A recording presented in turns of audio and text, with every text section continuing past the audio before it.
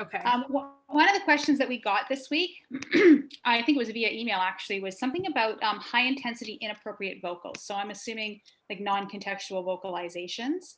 And they're giving a consequence that's not truly effective right now. So, I'm not sure if all of these are being done or whether, this person is throwing them out there.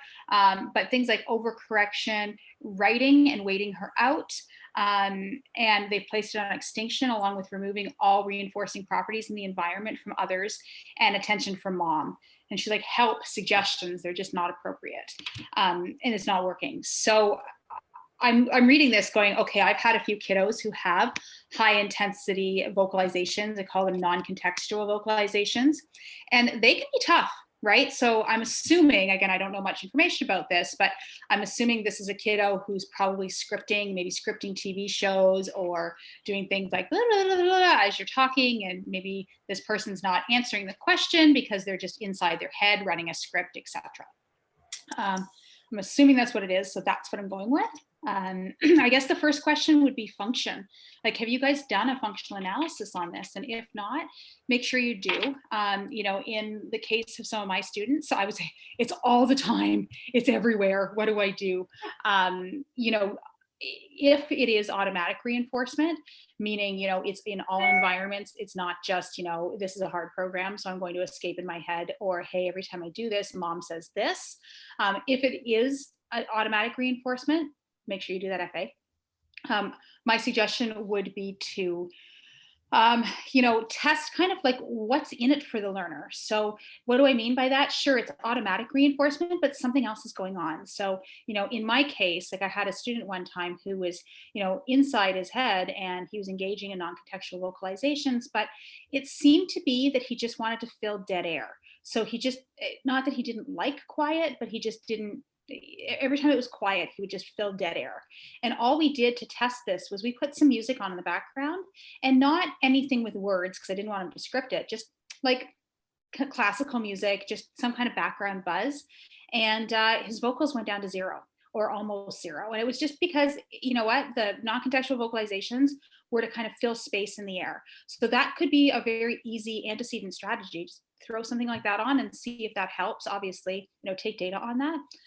That would be one suggestion.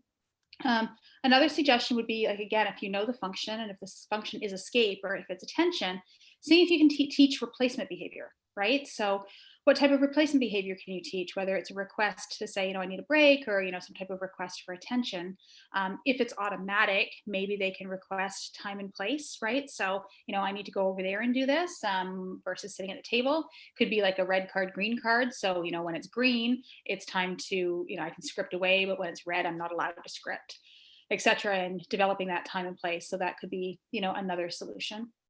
Sure, you would also talk about DRO. Yeah, so it's unclear, like you said, about what these inappropriate vocalizations are. And the person who asked the question did mention attention from mom.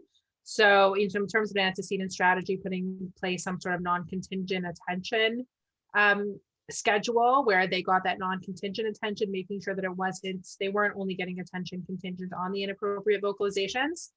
And we've had students who, if it was as described, it was kind of a script or it was sensory or automatic and it wasn't escape, doing something like a DRO has worked. A DRO with some antecedent interventions is ideal because a DRO really just gets rid of the behavior, but it doesn't give them any kind of replacement.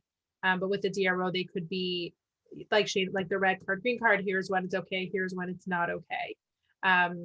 But looking at some sort of replacement would be ideal. And what does Shira mean by DRO? Basically just, baseline behavior. How long, will the child go between vocalizations?